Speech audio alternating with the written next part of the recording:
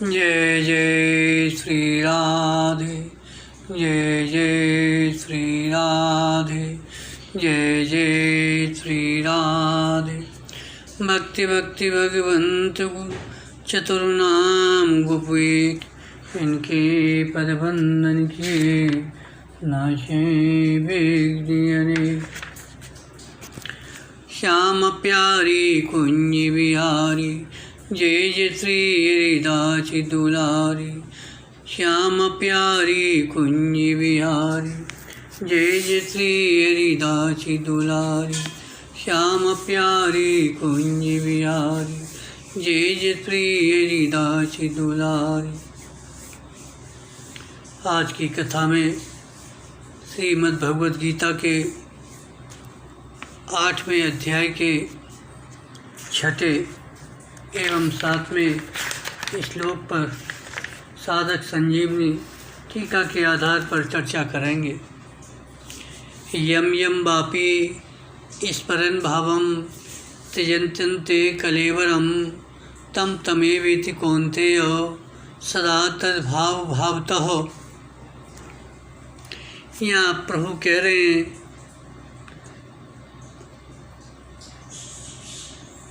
कि अंतिम चिंतन के अनुसार मनुष्य को उस योनि की प्राप्ति होती है। तो यहाँ एक विलक्षण बात बताई, जब यह नियम है तो मेरी स्मृति से मेरी प्राप्ति होगी। परम दयालु भगवान ने अपने लिए अलग कोई विशेष नियम नहीं बताया है, प्रत्युत सामान्य नियम में ही अपने को शामिल कर दिया। तो भगवान की दया की यह कितनी विलक्षणता है कि जितने मूल्य में कुत्ते की योनि मिले उतने ही मूल्य में भगवान मिल जाए। सदा तद्भाव भावतः का तात्पर्य है कि अंतकाल में जिस भाव का जिस किसी का चिंतन होता है, शरीर छोड़ने के बाद वह जीव जब तक दूसरा शरीर धारण नहीं कर लेता तब तक वह उसी भाव से भावित रहता है। अर्थात अंतकाल का चिंतन स्मरण वैसा ही स्थायी बना रहता है। अंतकाल के उस चिंतन के अनुसार ही उसका मानसिक शरीर बनता है और मानसिक शरीर के अनुसार ही वह दूसरा शरीर धारण करता है। कारण कि अंतकाल के चिंतन को बदलने के लिए वहाँ मौका नहीं है, शक्ति नहीं है और बदलने की स्वतंत्रता भी नहीं है तथा नया चिंतन करने का कोई अधिकार भी नहीं है। अतः वह उसी चिंतन को लिए हुए उसी में तल्लीन रहता है। फिर उसका जिस किसी के साथ कर्मों का किंचन मात्र भी संबंध रहता है, वायु, जल, खाद्य पदार्थ आदि के द्वारा वह वहीं पुरुष जाति में प्रविष्ट होता है। फिर पुरुष जाति से स्त्री जाति में जाकर समय पर जन्म लेता है।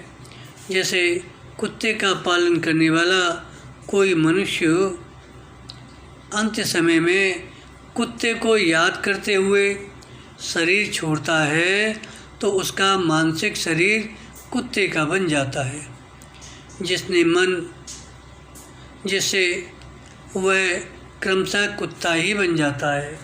अर्थात कुत्ते की योनि में जन्म लेता है।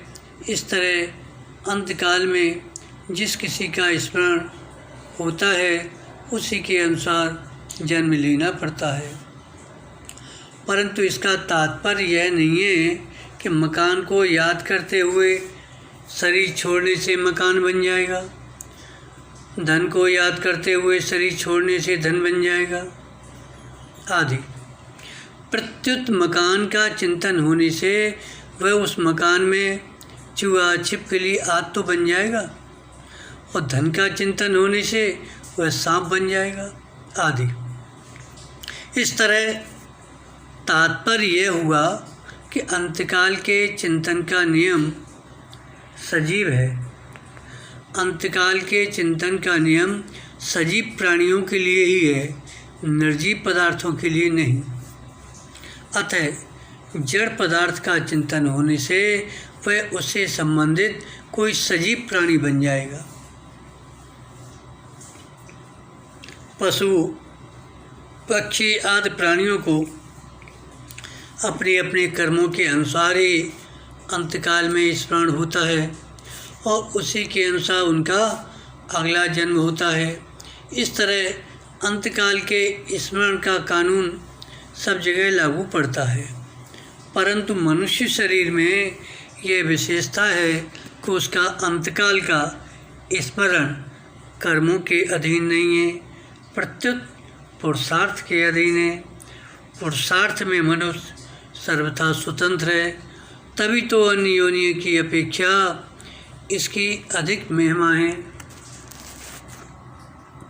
मनुष्य इस शरीर में स्वतंत्रता पूर्वक जिससे संबंध जोड़ लेता है, उस संबंध के अनुसार ही उसका अन्य योनियों में जन्म हो सकता है, परंतु अंतकाल में अगर वह भगवान का स्मरण कर ले तो उसके सारे संबंध टूट जाते हैं, कारण कि वे सब वास्तविक संबंध नहीं है, प्रत्युत वर्तमान के बनाए हुए कृत्रिम हैं, जबकि भगवान के साथ संबंध स्वतः सिद्ध बनाया हुआ नहीं है।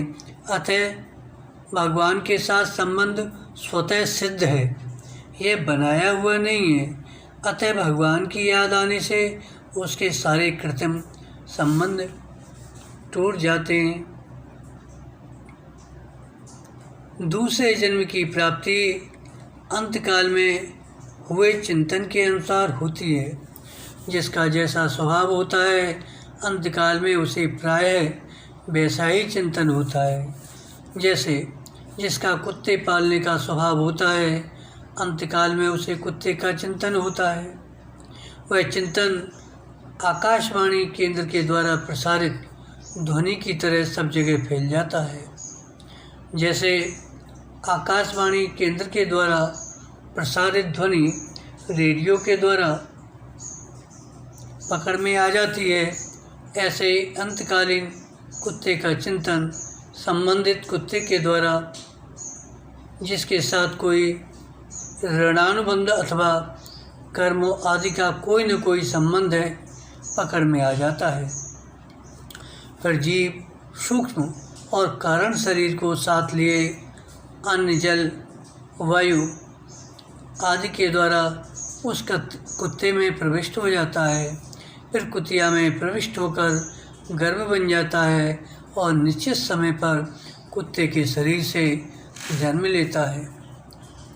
अंतकालीन चिंतन और उसके अनुसार गति को एक दृष्टांत के द्वारा समझा जा सकता है। जैसे एक आदमी फ़ोटो खिंचवाने गया। जब वह फ़ोटो खिंचवाने बैठा तब फोटोग्राफर ने उससे कहा, फ़ोटो खींचते समय हिलना मत और मुस्कुराते रहना। जैसे ही फ़ोटो खींचने का समय आया, उस आदमी की नाक पर एक मक्खी बैठ गई। हाथ से मक्खी को भगाना ठीक न समझकर उसने अपनी नाक को सिकोड़ा। कहीं फ़ोटो में वैसा ना आ जाए। ठीक इसी समय उसकी फ़ोटो खिंच गई। उस आदमी ने फ़ोटोग्राफर से फ़ोटो मांगी तो उसने कहा कि अभी फ़ोटो को प्रत्यक्ष रूप में आने में कुछ समय लगेगा, आप अमुक दिन फ़ोटो ले जाना। वह दिन आने पर फोटोग्राफर ने उसे फ़ोटो दिखाई तो उसमें अपनी नाक सिकोड़े हुए भद्दे रूप को देखकर वह आदमी बहुत नाराज़ हुआ कि तुमने फ़ोटो बिगाड़ दी। फोटोग्राफर ने कहा, इसमें मेरी क्या गलती है? फ़ोटो खींचते समय आपने जैसी आकृति बनाई थी वैसी फ़ोटो में आ गई। अब तो फ़ोटो में परिवर्तन नहीं हो सकता।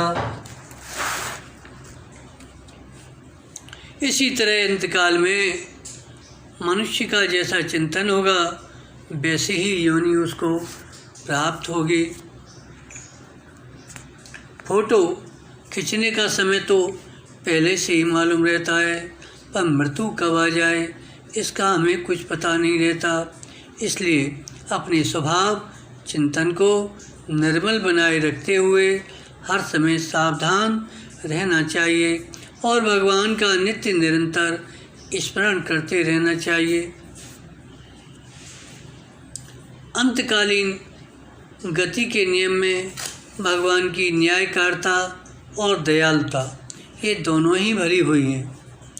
साधारण दृष्टि से न्याय और दया दोनों परस्पर विरुद्ध मालूम देते हैं।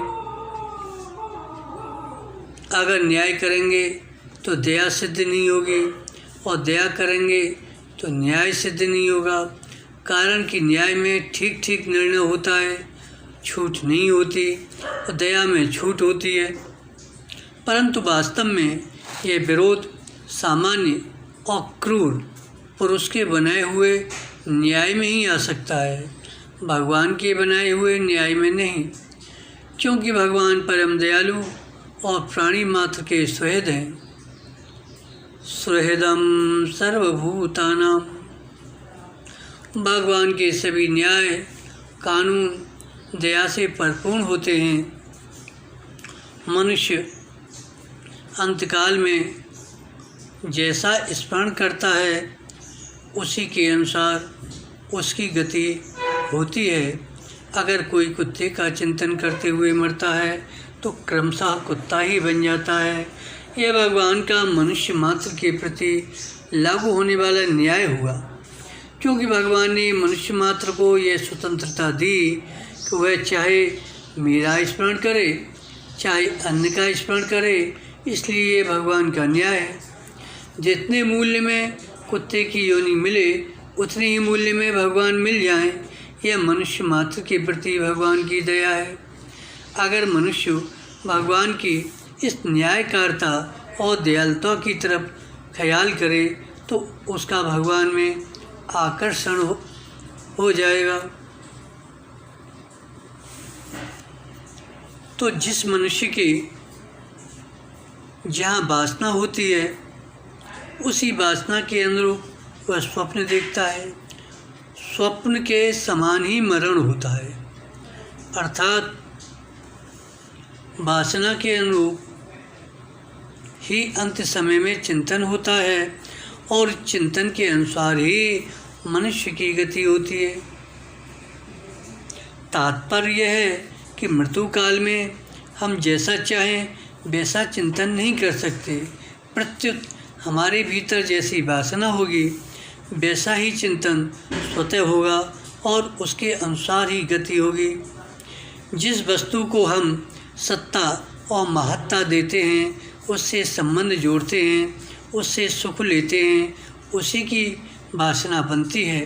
अगर संसार में सुख बुद्धि न हो तो संसार की वासना नहीं बनेगी। वासना न बनने पर मृत्यु काल में जो भी चिंतन होगा भगवान का ही चिंतन होगा, क्योंकि सिद्धांत से सब कुछ भगवान ही है। वासुदेव सर्वम।